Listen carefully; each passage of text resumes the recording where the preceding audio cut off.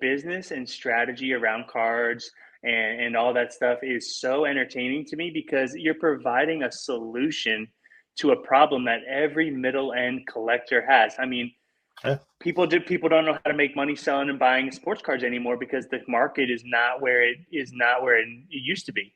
So now you have guys like me and you know, our videos are showing people how to do so. And they're like, oh no, it's too hard. I can't do it. Oh no. Oh, okay. I'll go shoot off $300 instead of investing $300 into learning how to be better at social media to a breaker who doesn't even care about me. Mm-hmm. You know, And I so think people fail to realize that before 2019 and 2020, I don't know. I ask people sometimes, do you know what was going on in the hobby? Like you no. were buying a card on Monday and selling it on Friday for 2 or 3x. That it wasn't happening. Yep. And then some people ask me, well, why do you hold stuff so long? Because Like you have to. that's It's the the name hobby. of the game. That's the hobby. But nobody asked that question about the $30 million 1952 tops. That's a PSA 10. Nobody says, Nope. why is he still holding that card? You never get that question. Nope. Never. I always find it interesting though. And Me then, and you are always on the same page. We're always on yeah. the same page, FD. And then the You know. question of what's a long time to hold? Like I've had conversation with people like 6 months. I don't hold anything past 6 months. I'm like, okay. I can get that if that's what your strategy is. But Mm-hmm. have you ever thought about holding something longer than that? Yeah, I mean, you're gonna lose money if you do it any sooner. So now this is for you. All right. Now I'm gonna give a good example here of exactly what we're talking about. So your boy Steph Curry, I just got You the know, it's funny. maroon. It's funny. I wish I could pull it out here. I had that same card. I'm testing something, right? So I went on the record last time and I said 2013 to 2017 Prism is the prime Prism era. It's the prime select era. This card, SGC, is pop 2. It's up to 175. Maroon Prism, SGC 10, right? So I'm going to hold this until the trade deadline. I got this for $110. It's a $110 for this card. very reasonable card. Yes, And, but you see what I mean? It's worth way more. worthwhile. Yeah. And, you know, when the trade deadline comes, right, I'm going to hold it out. And, okay, Warriors are doing awesome, right? All right, I'm going to put up for 220. I'll accept an offer at 200. I'll make about 80, 90 bucks, right? People don't want to do that they want the quick stuff. But I knew you'd appreciate this guy Yeah, because brother. I got some crazy cards coming in already that I have watching on eBay for him too that are and like SGC 10s are like $170. I just can't. The opportunity is there. It's just it's so there. But if you told a person, give me $25, I'll give you 50 back right now. Most people would say, oh yeah, I'll go for that. Yep. Right. But in the card world, it's like, no, that's not really what I'm trying to do. Yeah, and you can do it still. Don't get me wrong. You know, you can still do it on the cards, right? So if you're kind of like jacking around with like really risky prospects and stuff like that, it's not gonna really happen that much. But like if you're going to bargain bins at card shows, if you're going to the dollar, you know, buckets at your local card shop, right? There is so many great deals in those buckets. Curry, Kobe, LeBron, Michael Jordan, anywhere from $1 to $5 cards that you can put on eBay and put up for 20, and people are going to buy it. And you do that 4, 5, 6, 7 times, you're at $100, right? It's about a 50-ish%, you know, making your money back ROI, right? I'll do a little business lesson right now here, FD. No, break it down, brother. And it's just that's what you have to really break it down. Like you said, you know, the numbers don't lie, but people don't want to do the nitty gritty work, right? They see these breakers, they see these people, these other influencers that are huge in the hobby, that are just like spewing out the money with no entertainment value. But then when you get to the creators that actually are giving you value to actually implement inside your brand portfolio, and if you're lucky enough and grateful enough to start a business around it, I mean, and you're not paying attention to those guys, you know, your priorities are messed up. I remember when I came out, we were at a show, and then I started talking to some people, and it made me think, like, maybe I should talk about this in a video. I started talking about my strategy of how I buy, which most people don't even talk about. Like, I don't put anything on a credit card. I don't create more debt by buying something.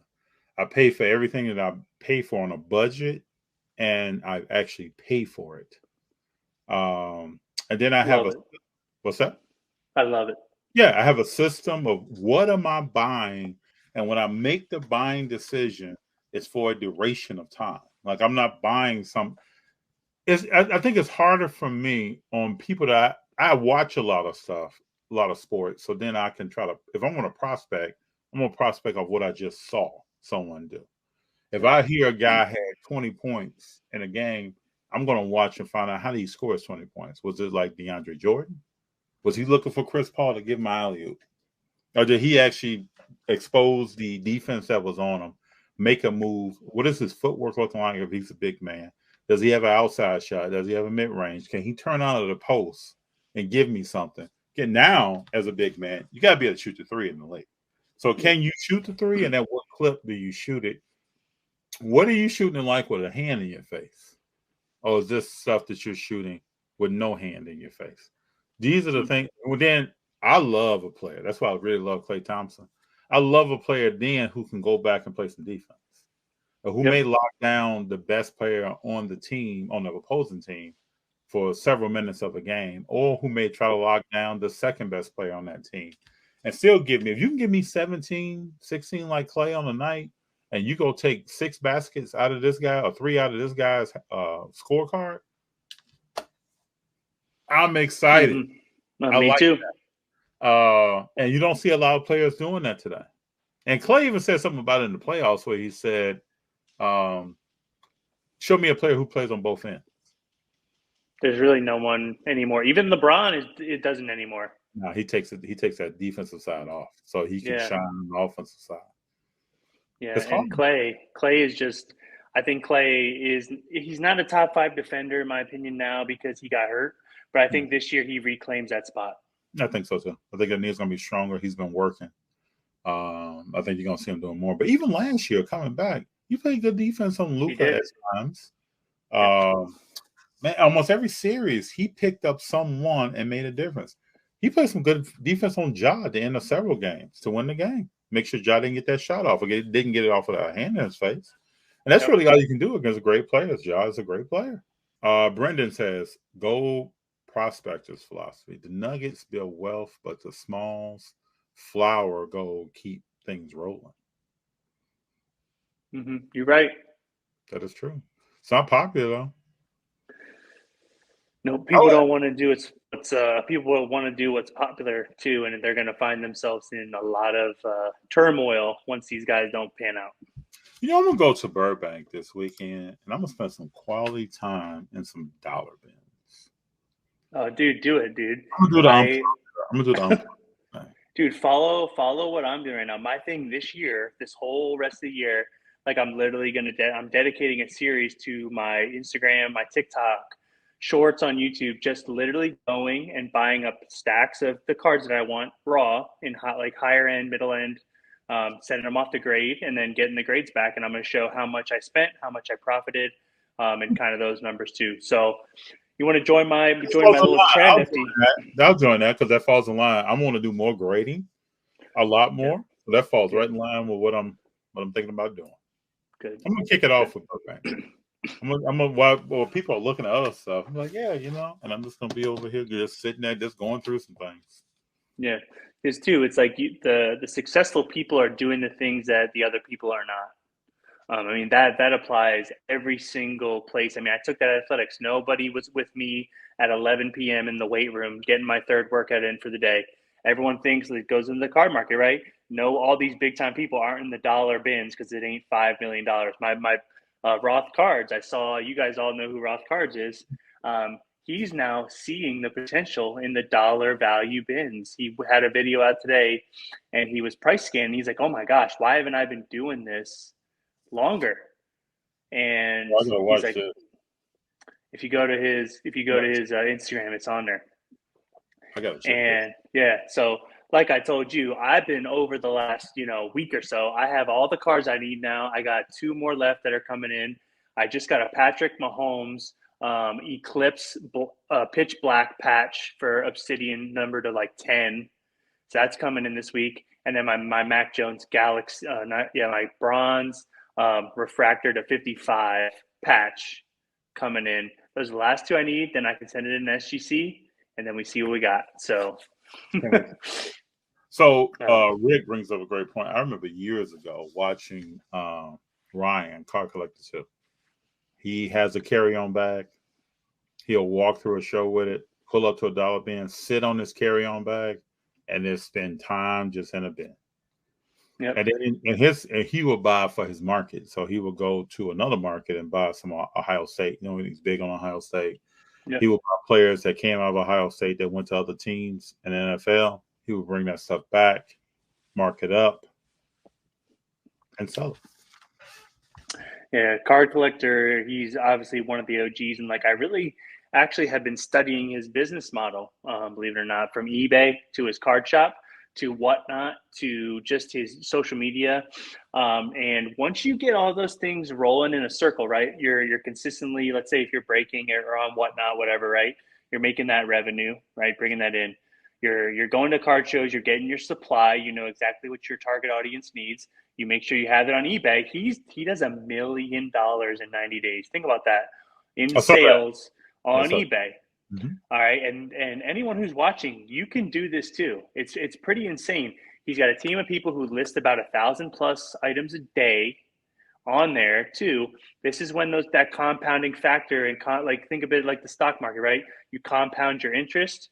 It builds up. It's just like eBay and the cards, right? So you put your cards on, right? All those $5 positives are going up, adding on to each other. Next thing you know, you got 400 sales. And just because he has a big brand, he's very popular. People want to buy from him and experience the customer experience that he has. Next thing you know, you're sitting on 2, 3, 4, 10, 50, 100, 500,000, $1 million because you're doing the same thing over and over again. Yeah. And you just repeat it. And his shop is impressive. Oh, yeah. I heard. Very impressive. Yep. He's going to be at Burbank this weekend. Yeah, that's great. I actually just bought a ton of cards from Burbank on eBay. Just got them in today. So I will only be buying from him and ComC really on eBay anymore. Too much extra crap with the other people. Like what kind of extra stuff? So, dude, I've had so many issues. What kind of extra stuff? So eBay, right? So if I just had such bad customer experiences with just sellers and stuff like that. Yeah. So my packages have ended up in the street. They've been high-end cards have been put in eBay envelopes. Like think about that. eBay envelopes with no protection. So now I'm just like, I'm done with this, especially in this new journey, right? If these raw cards are coming in damaged and I'm buying them in pretty great condition, I'm pretty mad about that. So I had that happen with that Josh Allen card I had come in. It was like a numbered to like 20 neon green select, something really good. And I can't even submit it now because it's got a fold flap. It was in the middle. It was in the middle of the street. If you hear my dog bark, I'm sorry about that. Oh, it's all good. I love animals. Go ahead. Yeah, I got 2 Saint Bernard puppies, but so that's what happened. I just can't do it anymore. But like I said, Rob over at Burbank, awesome. Cards were perfect. Everything was great. And now it's like I know who to go to, and I know who has the best prices. I just rinse and repeat it.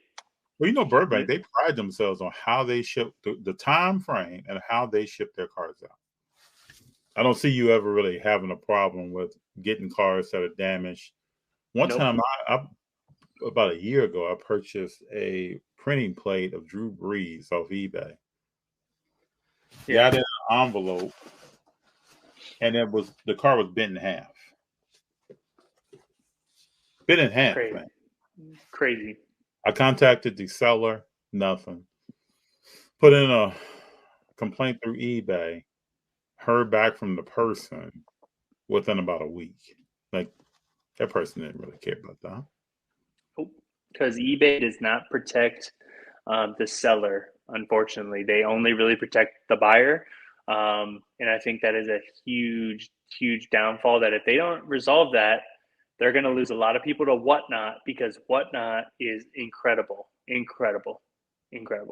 Another thing I'm thinking about doing, so I purchased a card I'm going to announce doing Burbank, but this was my first purchase through Instagram from someone that I didn't know, but other people that I do know actually knew who this person was. They spend time with him on the road when they go to shows to the Bay, and like they spoke up for him. I asked them, "Do you know this individual?" He was, "Oh yeah, I know him, and these are the cards that he sells." And He's legitimate. So people told me about his background, how he will, what steps he will take in your process, the exact steps he took.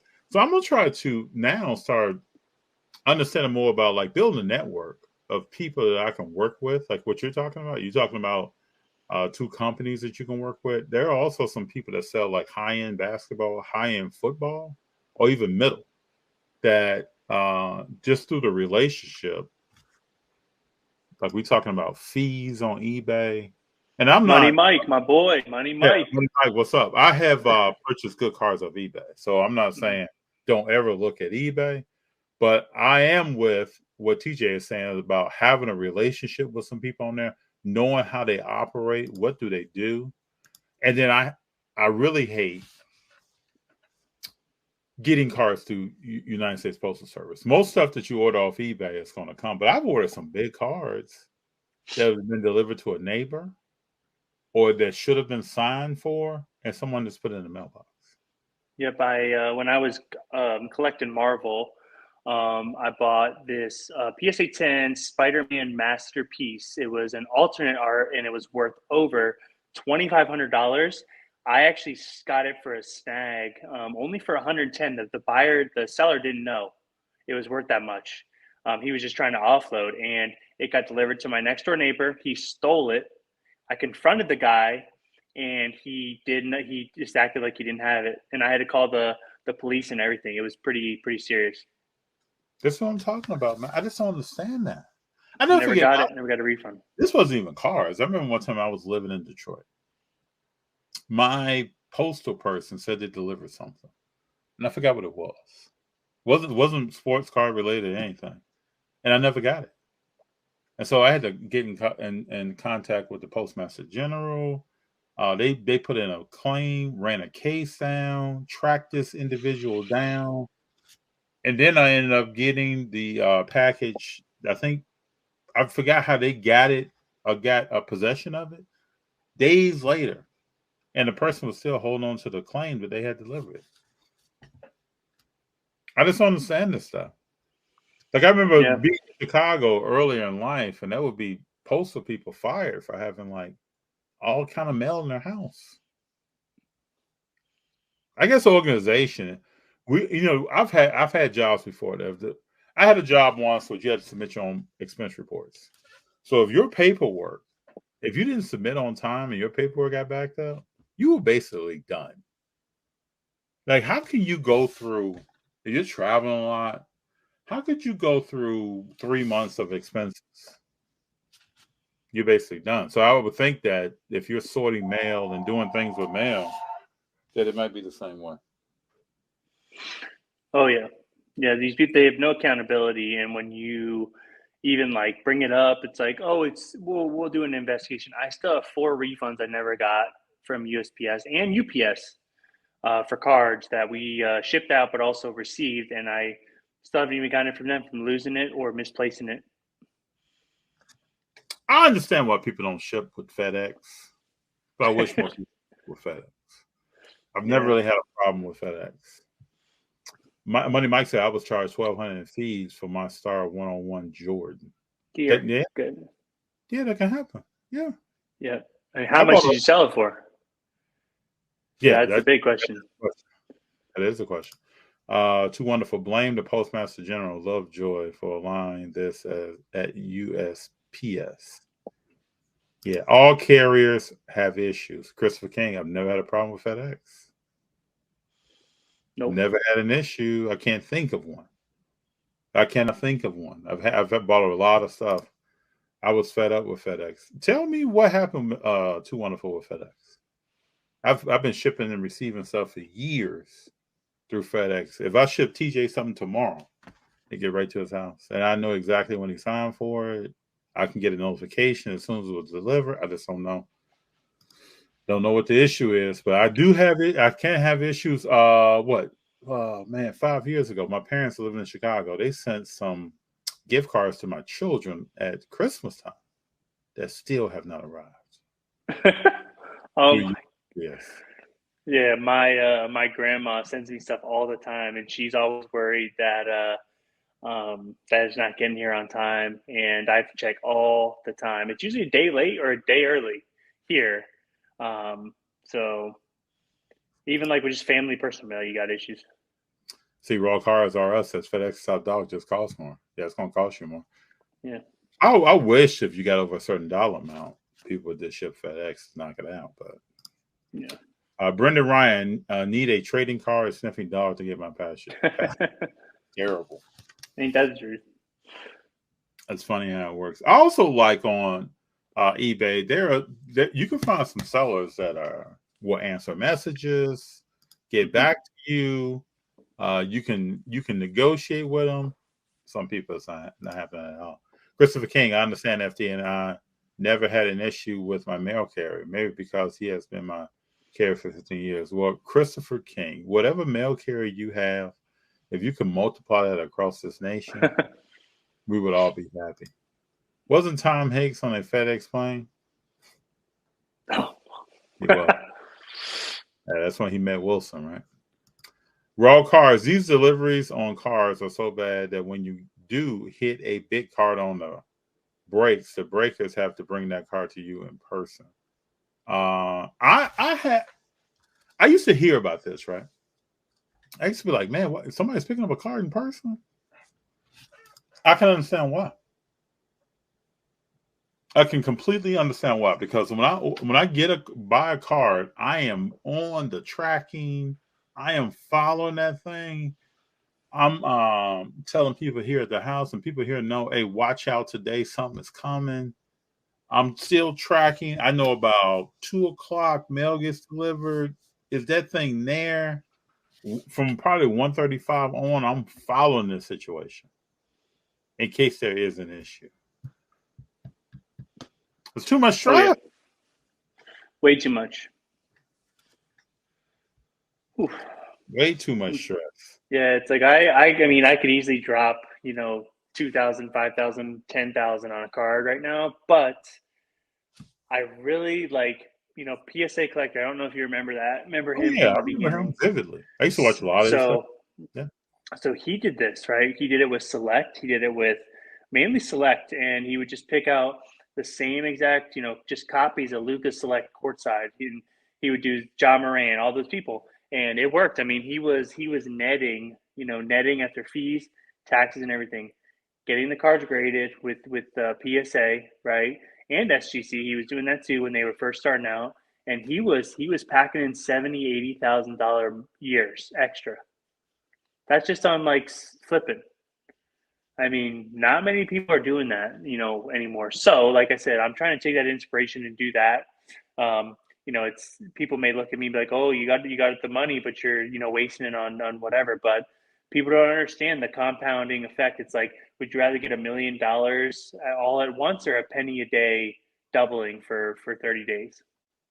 Well, I'm gonna ride with you, man. I'm gonna do the exact same thing, and we're Yeah, gonna just talk. like We're gonna talk about it. yeah, just back to the basics. You know what I mean? Mm-hmm. Yeah, we will have conversations about this.